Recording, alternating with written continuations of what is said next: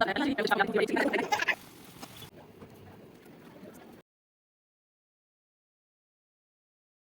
Guys, मैं आपके सामने हाजिर हो गई हूँ एक नए ब्लॉग के साथ और आपका स्वागत करती हूँ अपने चैनल में। और गाइज़, हम इन दोनों का ना सुबह से ही शुरू हो जाता है लड़ना झगड़ना। मतलब बस पूछो, मतलब दोनों इतनी दंगा करते हैं ना कि बस आफत मचा के रखते हैं। 2 मिनट चैन से बैठने नहीं देते हैं, खुद नहीं खेलते हैं, बस दंगा दंगा दंगा। नित्या देव को छेड़ छेड़ के आ रही, बार बार देव भी उसको छेड़ देता है।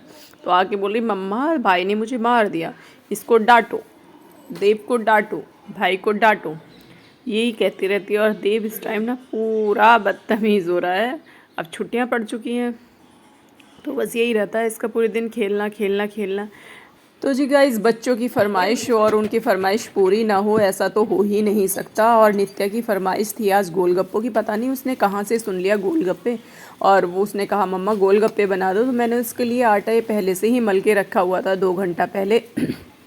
तो मैं एक एक करके बना के उसमें डाल रही हूँ और निकाल रही हूँ। मतलब एक गोलगप्पे को आपको 30 सेकंड गैस पे देने ही हैं और हाई फ्लेम पे रखनी है। अब तेल पूरा हाई रखना है ताकि वो अच्छे से क्रिस्पी क्रिस्पी हो जाए। अगर आप पहले निकाल लेते हैं, जल्दी डालते ही निकाल लेते हैं, तो वो बाद में पूरी की तरह हो जाएंगे, जो अच्छे नहीं लगेंगे। क्रिस्पी बनाने के लिए आपको 30 सेकंड देने ही हैं एक गोलगप्पे को। तो जी बन के हमारे रेडी हो चुके हैं ये गोलगप्पे। देखिएगा कितने सुंदर लग रहे हैं और पूरे के पूरे फूले हैं। तो अब मेरा काम शुरू हो गया है दूसरा जी। और ये देखिए आटा गूँथ के रखा हुआ था मैंने, इसको गीले कपड़े में लपेट के रखा हुआ था।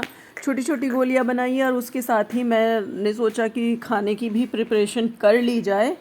तो दोपहर का समय ख़त्म हो चुका है, यानी दोपहर के समय से मैंने बनाने शुरू किए थे और पूरा मुझे 1 घंटा लगा था ये बनाने के लिए। और ये मैं प्याज लाइट आ रही थी तो फिर मैंने सोचा प्याज भी शाम के खाने की तैयारी कर ली जाए। मैंने प्याज भी ब्लेंडर में कर पीस ली हैं। और ये फिर मेरा ये होता है, दिमाग में ये रहता है, मुझे जैसे ही सब्जियाँ आई मैंने रखी हुई थी पन्नियों में करके, और अब मुझे थोड़ा सा टाइम मिला है तो फिर मैं सारी सब्जियाँ फ्रीज़ में धुल के ही रखती हूँ। धुलूँगी पहले इनको, फिर सुखाऊँगी और उसके बाद मैं रखूँगी। तो ये हमने भिंडी ली थी, तोरी ली थी, खीरे लिए थे, हरी मिर्चा ली थी। तो ये सब मैंने धुल के अच्छी तरीके से और छबड़ियों में कर करके रख दी हैं ताकि इनका पानी निकल जाए। और उसके बाद मैं इसको रख दूँगी फ्रीज़ में पूछ पूछ के। तो फिर अब मैंने सोचा कि खीरा भी मैं काट के रख लेती हूँ लगे हाथ, और मैंने खीरा भी छिल के काट के रख लिया है, स्नैक्स बना ली है।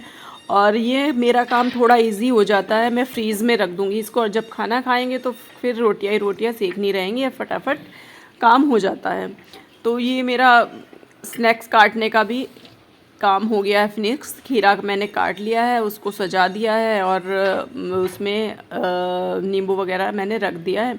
तो अब हमने खाना वाना खा लिया है रात के समय का और मेरा काम फिनिश हो गया। तो मेरा ये रहता है, मुझे ये आदत है कि जैसे ही रात में खाना वाना खाया, बर्तन साफ़ किए, किचन में प्रॉपर साफ़ करके निकलती हूँ। एक एक सामान जो जहाँ होता है उसको वहाँ व्यवस्थित करती हूँ और पूरे घर की उसी तरीके से सफाई करती हूँ। जो मुझे जहाँ रखना होता है, जहाँ जिसकी जगह होती है प्रॉपर, मैं उसी सामान को वहीं पे रखती हूँ ताकि सुबह को मैं आसानी से उठ सकूँ और आराम से उठ सकूँ। मुझे ये टेंशन ना रहे दिमाग पे कि उठना है, पहले सामान को व्यवस्थित करना है, उसके बाद झाड़ू लगानी। ऐसा नहीं होता मेरे साथ। मैं एक एक सामान वहीं का वहीं रखती हूँ क्योंकि बच्चे होते हैं घर में, तो उनका यही होता है, पूरे दिन सामान फैला के रखते हैं और आपको उनका सामान ना इधर उधर बिखरे ही रहते हैं। तो फिर मेरा यही रहता है कि सामान अपनी जगह व्यवस्थित ही रहे ताकि सुबह आराम से उठ के काम हो सके, टेंशन ना रहे। ये मैंने देव का बैग भी रख दिया है और उसकी बुक्स समेट के रख दी है।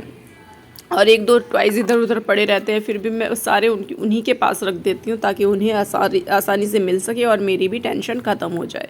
तो जी पूरी साफ़ सफाई हो गई है घर की रात में और मैंने एक एक सामान उनकी जगह व्यवस्थित कर ही दिया है। और देखिएगा, फिर भी देख रही हूँ कि कहीं और कुछ तो नहीं पड़ा। ये भगवान जी के दर्शन के लिए चलते हैं। तो गाइज़, इस रूटीन के साथ, नाइट के रूटीन के साथ मैं अपना ब्लॉग यहीं समाप्त करती हूँ। मिलते हैं कल के ब्लॉग में। Bye, good night.